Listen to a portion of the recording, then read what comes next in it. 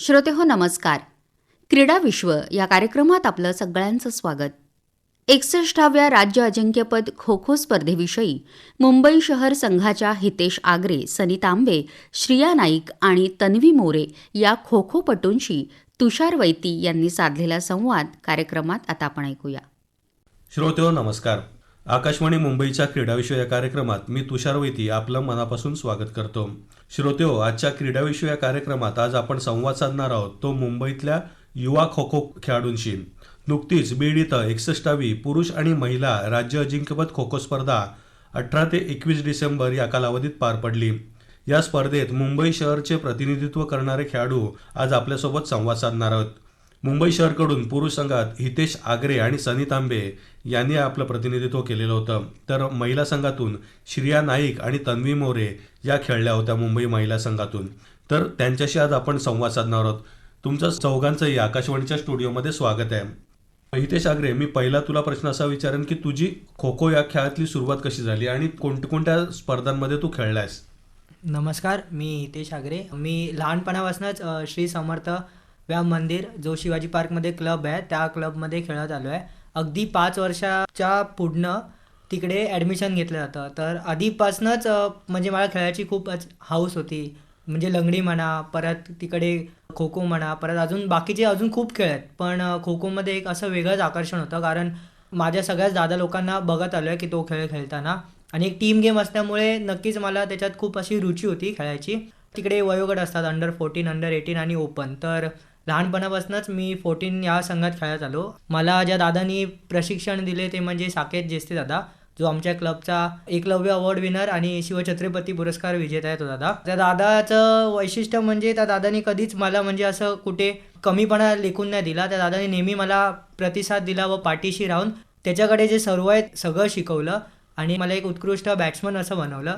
आता 2 असतात, एक अटॅकर असतो आणि एक बॅट्समन असतो. तर मला बॅटिंग करायलाही खूप आवडते. आणि अजून बाकीचे दादा लोक आहेत, अमरीश दादा, विकास सर आहेत आमचे एक छत्रपती पुरस्कार विजेते, परत मनोज सर आहेत छत्रपती पुरस्कार विजेते. असे खूप सर लोकांनी आणि दादा लोकांनी मला लहानपणापासून शिकवत आले आहेत. कोणत्या स्पर्धांमध्ये तू खेळलायस? मी अंडर 14ची झालेली स्टेट खेळलो आहे. 3 वेळा ती स्टेट खेळलो आहे. त्याच्यात एकदा मी मुंबई शहराची कॅप्टन्सी केलेली. त्याच्यानंतर अंडर 18ची एक स्टेट खेळलो आहे आणि आता ही माझी ओपनची दुसरी स्टेट होती मुंबई शहरकडनं. आणि किती पदकं तू त्या स्पर्धांमध्ये मिळवलीस? पदकं अशी 14ला 14 वर्षानंतर जेव्हा मी खेळलेलो तेव्हा 14 वर्षानंतर मुंबई 6व्यामध्ये आलेली. आणि त्याच्यानंतर कोविडच्या कारणामुळे आमची जी 18ला स्टेट झालेली अगदी 2 वर्षानंतर, कोविडच्या कारणामुळे काही बोलतात प्रॅक्टिस न असल्यामुळे किंवा एवढ्या टचमध्ये नसल्यामुळे आमची ती प्लेस परत घसरली. तेव्हा आम्हाला 9वी का 10वी प्लेस होती. आणि मग ओपनला जेव्हा मी खेळलो तेव्हा 5वी प्लेस होती आणि यावर्षी 7वी प्लेस आहे. बरोबर. सनी तांबे, आता तुझ्याकडे होतं की तुझा प्रवास कसा सुरू झाला? प्रफुल्ल तांबे हा जो माझा मोठा भाऊ आहे, माझा प्रवास त्याच्यापासून सुरू झाला. तो खेळण्यासाठी जायचा, दररोज मी त्याला बघायचो. तर ती मला त्यांची जी जाण्याची जी खेळण्याकडे इच्छा होती ती मला असं वाटलं की मी कुठेतरी त्यांच्याबरोबर पण जाऊन खेळू शकतो. तर त्या इच्छेनुसार मग मी त्यांच्या पाठी दररोज जाऊ लागलो. ते कुठे जात आहेत ते बघू लागलो. मग ते जे खेळत आहेत खो खो हा गेम, तो गेम बघून मला त्या गेमकडे बघण्याची म्हणजे जी खेळण्याची माझी क्षमता आहे ती त्या गेमवर बघून ते खेळून माझी ती वाढली. मग मी माझ्या घरच्यांना एक विचारलं की मी पण ह्यांच्यावर जाऊ शकतो का. तर माझे घरचे बोलतात मी तुम्हाला एवढं लांब तर पाठवू शकत नाही, तू अजून खूप लहान आहे. तर आमच्या जवळचंच एक क्लब होतं ओम समर्थ व्यायाम मंदिर. मला घरच्यांनी माझ्या बोलले की तू इथे जाऊ शकतो, आम्ही तुला त्यांच्याबरोबर तर नाही पाठवू शकत, पण तुला जवळच्या जवळ आम्ही लक्ष ठेवू शकतो आणि तुला खेळण्याची पण संधी देऊ शकतो. सर, तर तिकडनं माझी सुरुवात झाली. मग मी त्या क्लबमध्ये जेव्हा माझं पहिलं पाऊल ठेवलं तेव्हा तिथेच मला संदीप तेगडे सर आणि केदार सुर्वे सर ह्या सरांबरोबर माझं भेटणं झालं.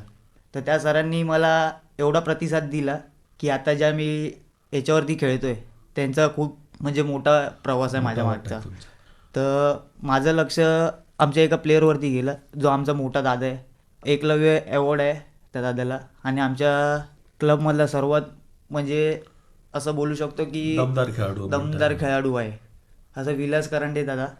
आणि आमचे सर आहेत ते प्रकाश राटे, ते छत्रपती अवॉर्ड आहेत त्यांना.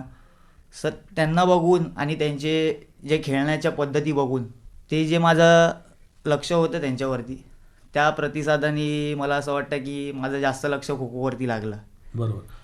तू कोणत्या कोणत्या स्पर्धा खेळलास आणि त्याच्यामध्ये तुझी कामगिरी कशी होती? सर मी तर अंडर 14च्या तर 4 स्टेट खेळलो आहे. त्यात 1 वर्ष कर्णधारपद मिळालेलं होतं. आणि त्याच्यानंतर त्या वर्षात तर सर मला काही एवढं खेळण्याचं माहिती नव्हतं. तर मी जेवढं माझ्याकडनं मला जेवढं खेळायला जसं जेवढं मला स्वतःवरती भर देता येईल मी त्या गोष्टींवरती जास्त भर देत होतो. तसे आमचे दादा होते की ज्या गोष्टी मला कळत नव्हत्या त्या गोष्टी मला समजवत होते. आणि मी सर आमच्यात असा एक होतो की जो अंडर 14 असून ते ओपनमध्ये आमच्या ओपनच्या टीममधून खेळत होतो की मी 13 वर्षाचा पोरगा आहे, तो मोठ्या दादांमध्ये कसा खेळू शकतो. तर त्या गोष्टी मला त्यांनी शिकवलेल्या की तुला खेळायचं आहे, फक्त तुला लक्ष द्यायचं आहे त्या गोष्टींवरती. बाकी तुला म्हणजे आता सर्व गोष्टी तर मिळणार, त्या गोष्टी ते नंतरचा भाग आहे, पण तुला खेळणं मोस्ट इम्पॉर्टंट आहे त्या टायमिंगला. बरोबर. तर मग त्या गोष्टींवरनं मला माझ्या दादांनी सरांनी त्या गोष्टींवरती फोकस करायला लावलं की तू इतरच्या गोष्टी ज्या तुझ्या आहेत त्या गोष्टी तुझ्यापासून पहिला लांब कर आणि तुझ्या खेळण्यावरती लक्ष आहे ते पूर्णपणे तुझ्या खेळण्यावरती लक्ष दे. तर त्यानंतरला जेव्हा मी 14 ओव्हर झालो तर मला 18ची जेव्हा माझी पहिली स्टेट होती तेव्हा आम्ही तिथे जळगावला 2nd प्लेस मारलेली, ठाण्याबरोबर आम्ही हरलेलो. तर तिकडनं जी सुरुवात झाली ना सर, जी जिंकण्याची सुरुवात झाली, भले आम्ही तिथे फायनलला हरलो पण ती जी खेळण्याची इच्छा होती आणि जे खेळणं होतं ना मग तिकडनंच सर जे चालू झालं. श्रेया नायक, आता तुझ्याकडे वळतो की तू कशी काय खो खो खेळाकडे आकर्षित झालीस आणि तुझा प्रवास कसा आहे? पहिलं तर माझ्या घराच्या बाजूलाच ग्राउंड आहे, तर तिथे मी इन जनरल आपण खेळायला जातो संध्याकाळी, तसं मी खेळायला जायचे. तर तिथे पण एक क्लब होता, तर त्या क्लबला मग मी असंच जॉईन केलं कारण का असं नॉर्मली खेळण्यापेक्षा खो खो खेळूया. तर खो खो खेळायला तिथून चालू केलं आणि मग तिथून मी म्हणजे आवडायला लागलं खो खो. मग तिथून एक स्टेट खेळली, मग त्यानंतर खो खोमध्ये तसंच आवडायला लागलं तर मग चालू होतं. खो खो ताकदीचा जेवढा खेळ आहे तेवढा वेगवान सुद्धा खेळ आहे, चपळता असली पाहिजे तुमच्यामध्ये. तर सराव कसा असतो तुमचा? आमचा सराव म्हणजे खो खो प्लेअरला ना सगळ्यावरती वर्क करावं लागतं. असं नाही की फक्त ताकदीवरती एक प्लेअर खो खो खेळू शकतो. खो खो खेळायसाठी तेवढंच आपलं माइंड पण फास्ट लागतं कारण का आपल्याला क्विक डिसिजन्स घ्यायचे असतात पळताना. तर मग खो खो हे बोथ साईड करावं लागतं. तर सराव कसा करता तुम्ही आणि डाएटवर कसा भर देता तुम्ही? डाएट ॲज इन आम्ही घरचं जेवणच जास्त खायचं ह्याच्यावरतीच फोकस असतो. असं काय फिक्स डाएट असं नसतं. तन्वी मोरे, आता मी तुझ्याकडे येतोय की तू कशी काय वळलीस खो खो खेळाकडे आणि तुझा प्रवास कसा सुरू झाला? जसं आता हितेश दादा बोलला की व्यायामशाळा आहे, व्यायामशाळामध्ये ते कॅम्प असतं, ते कॅम्पमधून आपण जातो. तसंच मी पण 3rd स्टँडर्डमध्ये असताना ते कॅम्प केलेलं आणि मी आधी कॅम्प करून जनरलमध्ये गेली. मग आणि आमच्याकडे सगळे स्पोर्ट्स आहेत, रोप मल्लखांब, ॲथलेटिक्स, जिम्नॅस्टिक सगळे. तर मी ते सगळे स्पोर्ट्स केले आणि लास्टला आमचं खो खोचं कॅम्प असतं आणि ते मी सगळे कॅम्प केले आणि त्या हर कॅम्पमध्ये शेवटच्या दिवशी आपल्याला बेस्ट स्टुडंटचा अवॉर्ड असतो. मी सगळे कॅम्प केले पण मला फक्त खो खोच्या शिबिरामध्येच तो बेस्ट स्टुडंटचा अवॉर्ड मिळाला. मग मला असं झालं की मला ना खो खोमध्येच जायचं आहे. म्हणून मी तेव्हापासून खो खो जॉईन केलं आणि खो खो जॉईन केलं तर मग खेळत गेली, रोज प्रॅक्टिसला येत गेली त्या टायमिंगला, मग ते होत गेलं. आतापर्यंत तू कोणत्या स्पर्धा खेळलीस आणि त्याच्यामध्ये तुमची कामगिरी कशी होती? अंडर 18च्या मी 4 स्टेट खेळले आणि ओपनच्या 2. तर अंडर 18ला तर आम्हाला युजली 9वी आणि 10वीच प्लेस यायची कारण का कोविडनंतर जो आमचा गॅप होत गेला प्रॅक्टिसमध्ये म्हणून ते, आणि ह्या वर्षी ओपनला आम्हाला 10वी प्लेस आहे. बरोबर. आता हितेश, मी तुझ्याकडे येतोय की बीड इथं नुकतीच 61वी पुरुष आणि महिला राज्य अजिंक्यपद खो खो स्पर्धा पार पडली. मुंबई शहरचं तू प्रतिनिधित्व केलंस, तर मुंबई शहर संघाची कामगिरी काय झालेली? मुंबई आम्ही म्हणजे जे पहिल्या गटातले मॅचेस असतात तेव्हा तर म्हणजे एवढा काही रोल नसतो प्रत्येकाचा, सगळेजण खेळतात कारण तेव्हा जास्त काही टीम त्या लेवलच्या नसतात. कारण बाकीच्या टीम कम्पेअर केल्या तर त्या लेवलच्या त्या टीम नसतात. खरी मॅच आमची pre quarter, quarter final, semifinal आणि फायनलपासून चालू होते. तर मग आम्ही सगळे ज्युनियर्स आहेत आणि आमचे जे सिनियर्स खेळतात तर ऑब्व्हियसली त्यांच्यावरती जरा लोड जास्त असतो. आम्ही ॲज अ सपोर्टिंग हँड म्हणून असतो त्यांना मदत म्हणजे टीम चालवायला आणि मॅच चालवायला. तर मग आमचं काम असं होतं की जेव्हा आम्हाला पळण्याची वेळ येईल, जेवढी मिनटं राहिली आहेत तेवढी मिनटं खेळायची. आणि जेव्हा पकडण्याची वेळ येईल तेव्हा कुठचाही फाऊल न करता आमच्या सिनियर्सला कशी विकेट देऊ आम्ही जवळ आणून, ते आम्हाला जास्त म्हणजे महत्त्वाचं असतं. कारण टीम गेम आहे, इंडिव्हिज्युअल गेम नाही आहे. तर आपण जर टीम गेम म्हणून खेळलो तरच कुठे ना कुठेतरी आपल्याला यश मिळतं. मुंबई शहरचा संघ कोणत्या टप्प्यापर्यंत पोहोचला? आम्ही क्वार्टर फायनलपर्यंत गेलेलो. क्वार्टर फायनलला आम्हाला धाराशिव, जी आता उस्मानाबाद होती, धाराशिव हा संघ लागलेला. तर त्यांच्याकडे 4चा लीड होता. ड्रीम रन ह्या वर्षी नवीनच ड्रीम रन आहे, ते चालू केलं. तर मग 4 मिनिटानंतर तुम्हाला एक ड्रीम पॉईंट भेटतो. तर मग असं 1-1 मिनिटाला तो 1-1 पॉईंट मिळत जातो. तर मग त्या संघाने 2 ड्रीम पॉईंट घेतले आणि आमच्या संघा मुंबई शहराने 1 पण ड्रीम पॉईंट नाही घेतला. तर तो मला असं वाटतं खूप मोठा लॉस झाला आमच्या संघाला. आणि 1 विकेटला 2 पॉईंट होते, असे त्यांच्याकडे 1चा लीड होता. म्हणजे असे टोटल मिळून 4 पॉईंट झाले. तर मग मला वाटतं की जेव्हा फर्स्ट 1 इनिंग होते तेव्हा हा लीड खूप इम्पॉर्टंट होता त्या संघाला. जर हा लीड आमच्याकडे असता तर नक्कीच आम्ही ती मॅच अशीच जिंकलो असतो. बट आता लीड त्यांच्याकडे होता त्याच्यामुळे थोडं बर्डन होतं मुंबई संघावरती. तर त्याच्यामुळे ती मॅच गेली आमच्या हातातून. बरोबर. सनी तांबे, तू सुद्धा याच संघाचा भाग होतास, तू सुद्धा एक अनुभवी खेळाडू आहेस, तर कुठे कमी पडला नेमका मुंबई शहरचा संघ? सर असं म्हणू शकतो की थोडं मुंबई संघाची थोडी ताकद कमी पडली. प्रत्येक प्लेयरनी स्वतःवरचा जो भर आहे तो टीमवरती भर दिला पाहिजे. कारण की सर आता ज्या टीमनी फायनल मारली ती टीम पण एका प्लेअरवरती चालू शकते, पण ती टीम एका प्लेअरवर न चालता त्या टीमनी पूर्ण फोकस करून त्यांनी जे संघर्ष त्यांनी घडवलं ते त्या पूर्ण टीमला श्रेय मिळू शकतं, एका प्लेअरला नाही. तर तसंच असं माझं म्हणणं होतं की आपण जे ठरवलेलं त्या गोष्टींवरती जास्त भर दिला असतं तर आपण आज विजेतापद प्राप्त केलं असतं. एकेकाळी मुंबई शहर किंवा मुंबई उपनगर संघाचा दबदबा असायचा राज्यस्तरीय स्पर्धांमध्ये, तर हल्ली मुंबईच्या शहरचा संघ खूप मागे पडतोय, तर काय कारण सांगशील? सर माझं रिॲक्शन असं असेल की त्या गोष्टींसाठी जेवढे प्लेयर सिलेक्ट आहेत, आता जेवढे प्लेयर सिलेक्ट आहेत तेवढे ते वेगवेगळ्या क्लबचे असतात. आता मी आहे ओम समर्थचा, बाकीचे जे सिलेक्ट होऊन येतात ते वेगळ्या वेगवेगळे क्लबचे club असे बरोबर. 4-3 असे प्रत्येकाला प्लेस वाईज प्लेयर असतात. तर त्या प्लेयरनी आपण एकत्र प्रॅक्टिस कसे करू शकतो, एकत्र टीम मॅनेजमेंट कशी करू शकतो, आपली बॅटिंग कशी करू शकतो, प्लस बॅटिंग प्लस अटॅक आपण दोन्ही पण कसं करू शकतो, त्या गोष्टींवरती जास्त भर दिलं तर मला असं वाटतं की आपण पुढच्या वर्षी नक्कीच आपल्याकडून राहिलेलं आहे ते आपण पुढच्या वर्षी प्राप्त करू शकतो. बरोबर.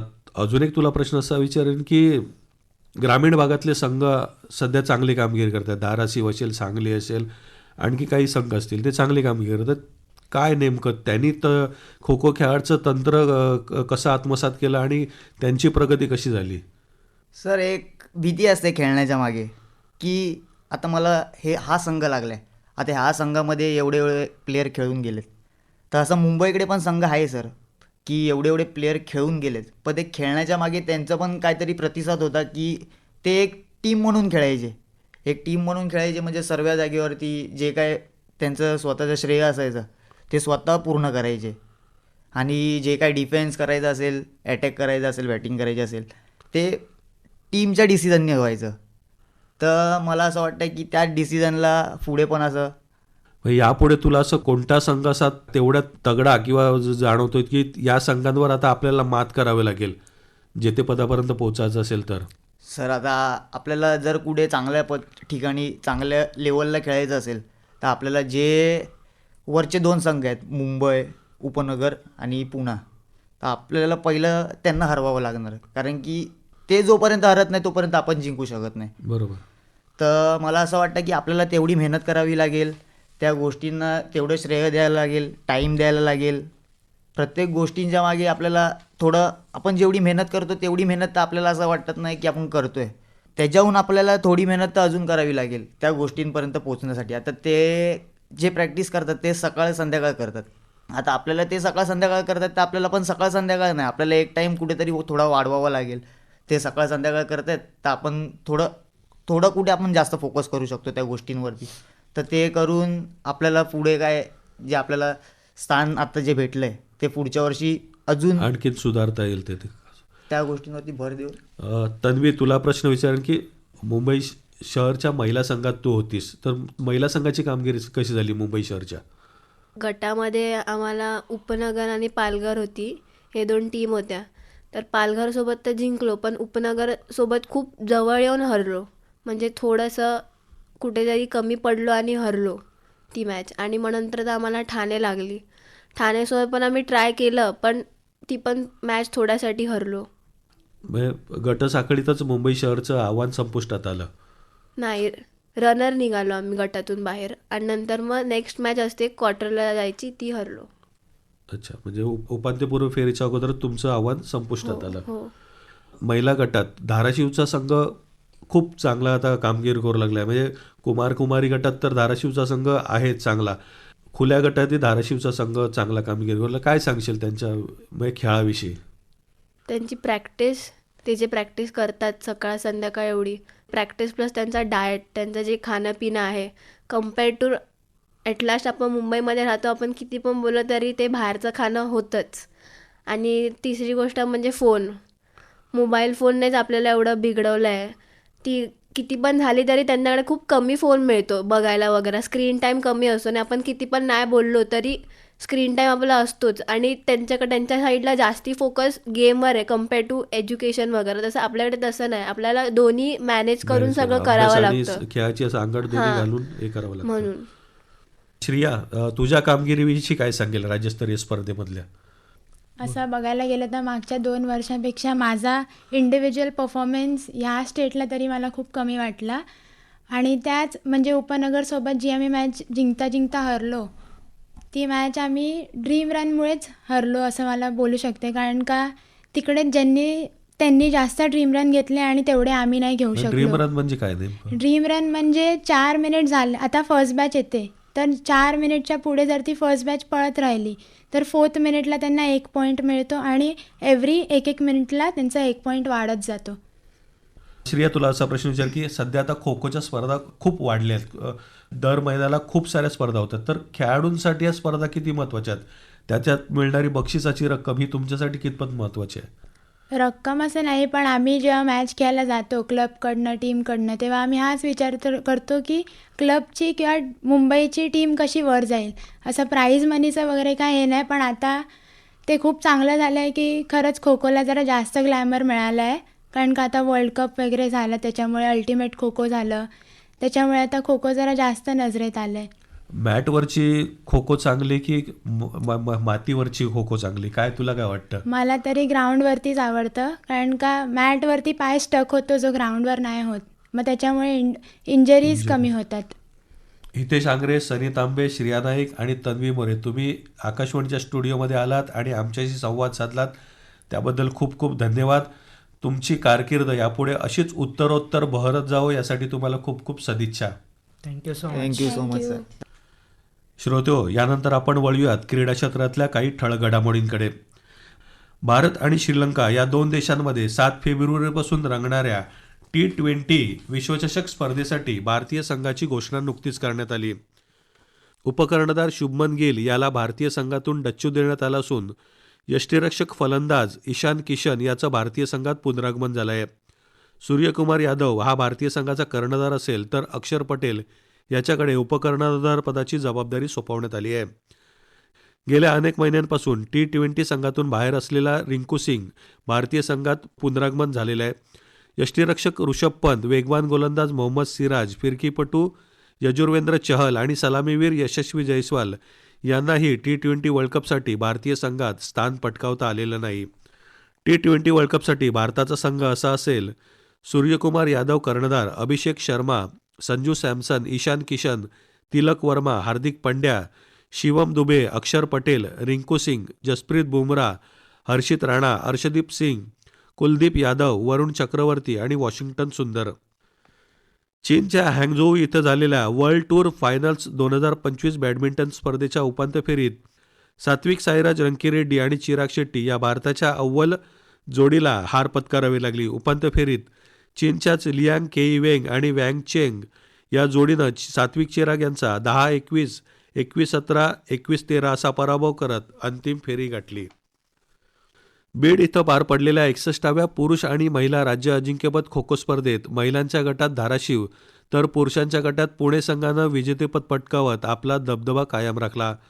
पुरुष गटात पुण्यानं विजेतेपदाची हॅट्रिक साधली तर महिलांमध्ये धाराशिवनं सलग दुसऱ्या वर्षी राज्य अजिंक्यपदावर आपलं नाव कोरलं. या स्पर्धेत पुण्याचा शुभम थोरात आणि धाराशिवची अश्विनी शिंदे अष्टपैलू खेळाडू ठरले. महिलांच्या अंतिम सामन्यात धाराशिवनं पुण्यावर 28-26 असा 2 गुणांनी निसटता विजय मिळवत अजिंक्यपद पटकावलं. पुरुषांच्या अंतिम सामन्यात पुणे संघानं मुंबई उपनगरवर 34-32 असा विजय मिळवून जेतेपद साकारलं. भारतीय क्रिकेट संघाकडून अवघा एक सामना खेळलेला कर्नाटकचा 37 वर्षीय फिरकीपटू कृष्णप्पा गौतम यानं सर्व प्रकारच्या क्रिकेटमधून निवृत्ती पत्करली. गौतमला यंदाच्या IPL लिलावात कोणीही विकत घेतलं नाही. तसंच 2025मध्ये त्यानं प्रथम श्रेणी क्रिकेट खेळणंही सोडून दिलं होतं. गौतमनं कर्नाटकसाठी 14 वर्षांच्या कारकिर्दीत 59 प्रथम श्रेणी आणि 92 T20 सामने खेळले. त्यामध्ये त्याने 2783 धावा आणि 394 विकेट्स मिळवले. 2021मध्ये श्रीलंकेविरुद्ध त्यानं भारतासाठी पदार्पण केलं होतं. मात्र कोरोनाची लागण झाल्यानं तो संघाबाहेर गेला आणि पुन्हा कधीच भारतीय संघासाठी खेळण्याची त्याला संधी मिळाली नाही. श्रोतेहो, याबरोबरच क्रीडा विश्व हा कार्यक्रम इथेच संपवण्याची मला तुषार वैतील अनुमती द्यावी. आता आपली भेट पुढच्या कार्यक्रमात. तोपर्यंत नमस्कार. श्रोते हो, क्रीडा विश्व या कार्यक्रमात आत्ताच आपण 61व्या राज्य अजिंक्यपद खो खो स्पर्धेविषयी मुंबई शहर संघाच्या हितेश आगरे, सनी तांबे, श्रिया नाईक आणि तन्वी मोरे या खो खोपटूंशी तुषार वैती यांनी साधलेला संवाद ऐकला. बरं तर श्रोते हो, याबरोबरच आजचा आपला क्रीडा विश्व हा कार्यक्रम इथेच संपतोय. पुन्हा आपली भेट होणार आहे अर्थात पुढच्या कार्यक्रमात. तोपर्यंत नमस्कार. कार्यक्रमासाठी निर्मिती सहाय्य केलं होतं प्रतिभा बोढारे यांनी आणि कार्यक्रमाचे सादरकर्ते होते दीपक केसवलेकर. ही आकाशवाणी मुंबई केंद्राची निर्मिती होती.